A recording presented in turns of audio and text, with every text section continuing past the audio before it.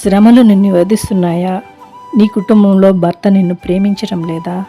భార్య లోబట్టం లేదా? పిల్లలు మాట వినని వారిగా ఉన్నారా? పెద్దవారు అనారోగ్యంతో మంచం పట్టారా?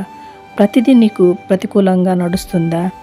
ప్రార్థన అనే బలిపీఠాన్ని కట్టు, స్తుతి అనే ధూపం వెయ్యి, దేవుని అడుగు పట్టుదలగా.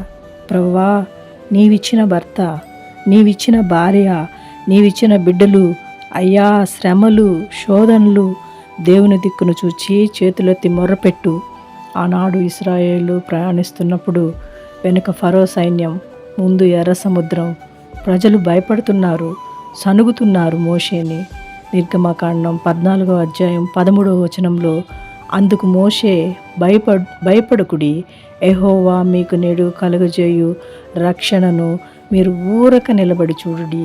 14వ వచనంలో చెప్తున్నారు, యెహోవా మీ పక్షంలో యుద్ధం చేయును, మీరు ఊరకయే ఉండవలని వారితో చెప్పాడు. ప్రియ దైవజనమా, ఏం చెప్తున్నాడు? ఊరక నిలబడి చూడుడి, ఊరకయే ఉండుడి, ఊరక నిలబడి చూడండి, ఊరకనే ఉండండి. ప్రియ దైవజనమా, ప్రార్థించు పట్టుదలగా.